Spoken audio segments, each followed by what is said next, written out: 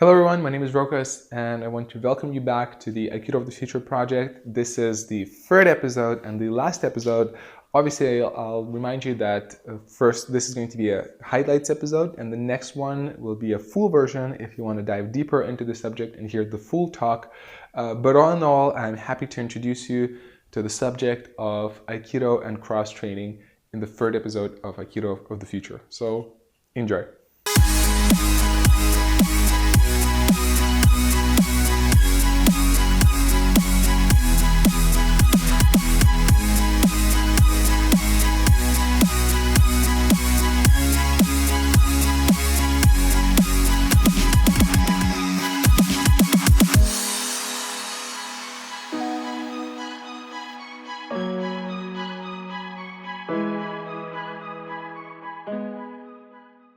So in this episode, I have two guests. They are both experienced in Aikido and other martial arts. So there's Nathanael Chawkin, who is a long-time Aikido student, who's now also learning BJJ and MMA and also implementing the Aikido philosophy and what you learn from martial arts in the corporate world and self-development world. So there's a lot of great things he has to share. And also we have Francisco de los Cobos. So he trained kickboxing for a lot of years, as much as Aikido.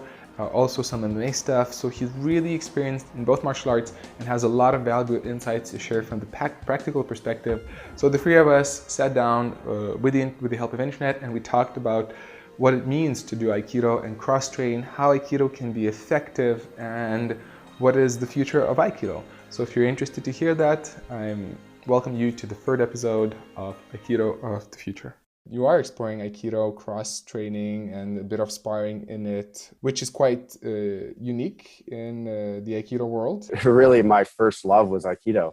So I did that for years. I was Uchideshi for 2 years. I reached kind of a place of burnout. So I had a teacher who I really was not respecting, and a disillusionment, frankly, with Aikido. When I became curious about cross-training, you do Aikido as a path that's so beautiful because it has the opportunity to attain a nonviolent outcome. And then the rational part of your mind says, well, does this work in a fight? Can I actually attain a nonviolent outcome with these techniques and these training methods? And I remember watching that video of Royce Gracie. I'm like, this is a seasoned kind of street fighter kung fu expert, and he toys with him like cat and mouse. He takes him down ultimately. He embodied the philosophy of Aikido, like controlling someone without hurting them, without any Aikido. Didn't even hit them, and in a full contact, no holds barred test. I watched that video and I thought, oh my God, like I have to do this. Like I would never have that kind of confidence in a real confrontation. And I began to doubt rationally that the training methods of Aikido alone or any traditional martial art could be used to successfully attain that kind of an outcome. So you don't have to make this false choice between, am I a nonviolent Aikidoist or am I a violent sport practitioner or fighter even? But the aliveness had a lot in common, I found, with Aiki, to be able to train with a lower level of resistance, yet with the freedom to move in whatever way was functional.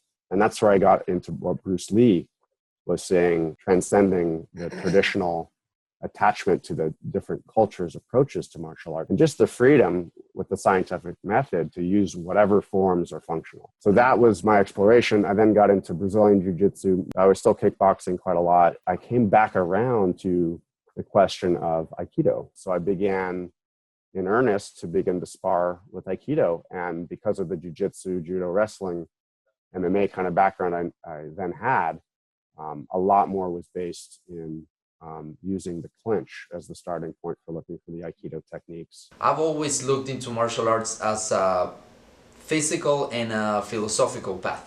I really liked Aikido. The thing that attracted me, besides the technique, besides the fluidity of the techniques, was the philosophy and the life of the founder.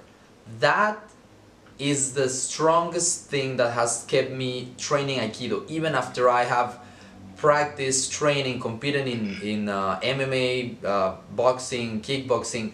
The philosophy that the founder had, that's the number one point for me. To believe in Aikido, to believe that Aikido works not only technically, but as a path, as a way of life. O-sensei came to the end of his life going through a lot of struggle, going through a lot of hardship. He had to go through a process to end up with the art of peace.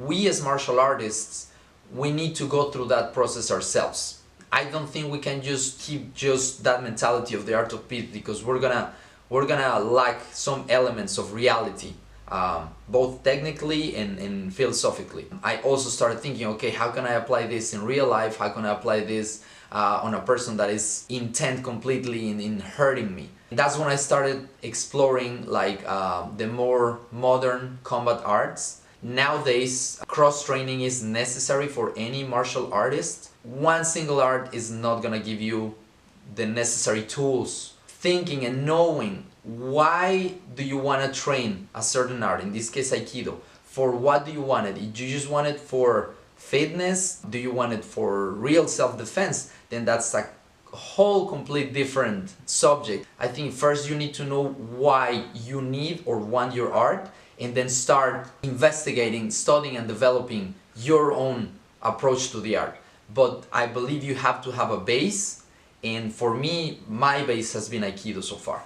The experience I had with recording and publishing the Aikido versus MMA video, I was expecting that everyone is going to hate me. But surprisingly enough, I've got a lot of positive feedback, not 100%, but like a lot of positive feedback from the Modern Martial Arts Society. And at the same time, from the Aikido side, there were some who were supportive towards that process, but most of them, or a lot of them, were actually upset about the fact that I did that video. From the Aikido world, sometimes I feel we have a negative approach to the modern martial arts, saying MMA is only for beating heads, there's no intellect there. Unfortunately, a lot of people that are training either art, in this case Aikido, they define themselves with Aikido, and they delusion that it's the ultimate martial art and that it's effective and that their key is just gonna work magically, and they don't put in the hard work. Most of the negative comments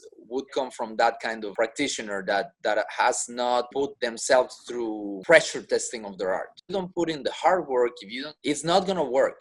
So it's not the art, it's the person that is applying. If you have a guy that has the correct mindset, the correct training, the correct partners, that he researches, studies, he's gonna be very effective in the martial sense. So it's not about the art. I think we should stop concentrating about what art works, and we should concentrate on what is good for the person. You go to your dojo, couple of hours, you get some instruction, get some guidance, but then it's to put in all that extra work, gonna make you master your technique, your art. And I don't think people are taking it this way, and that's why we are lacking a lot of reality. So for me, it is the martial artist, and it is absolutely the martial art. But if the discussion that we're in is that different martial arts are valid forms of art or self-development, and that's a beautiful thing. If on the other hand, what we're talking about is it a valid form of self-defense, then we have to look at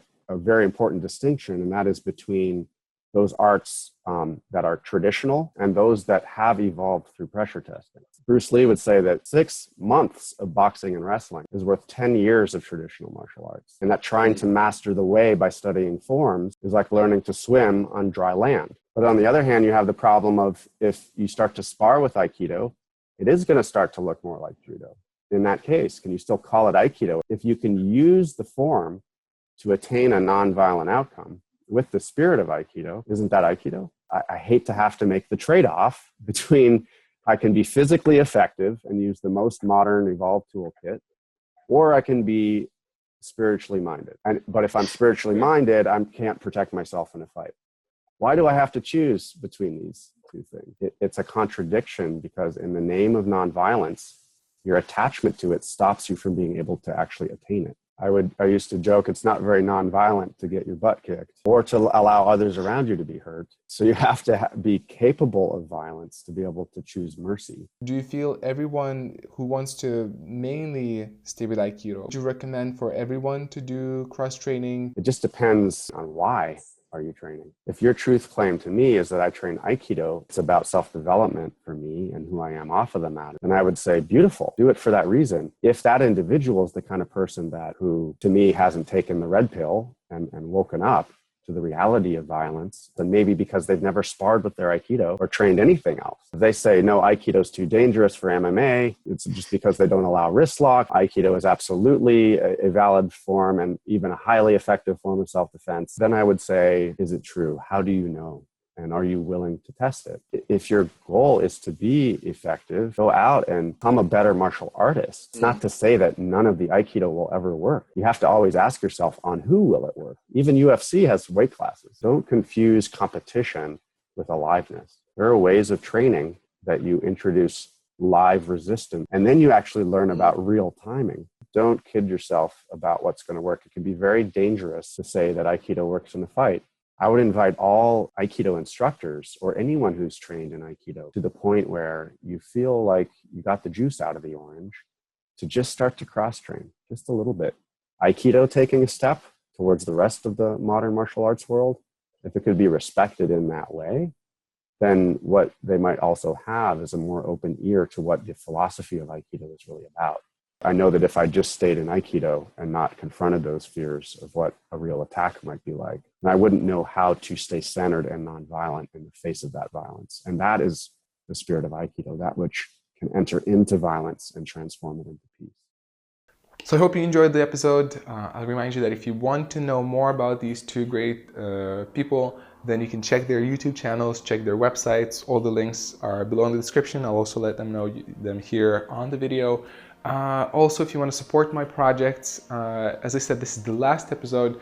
You'll still get the full version, but afterwards, the next project is very interesting. It's going to be called Modernizing, where I go out on the mat, in the ring, and I test out and see how Aikido can be really adapted in practical ways with professional fighters and other experienced people. So really interesting stuff. If you want to support this work, then consider checking my Patreon page. All in all though, thank you for being here on this journey. I will make an aftermath video after this is done, where I will reflect on the things that were here. Also, if you have any questions, let me know in the comments. I will do a live Q&A so I can answer those. But all in all, thank you for joining me in this first part of the journey. This is not the end, this is just the beginning, but I'm looking forward to continue this journey with you in the next project. So as always, thank you, and I'll see you on the virtual mat again soon.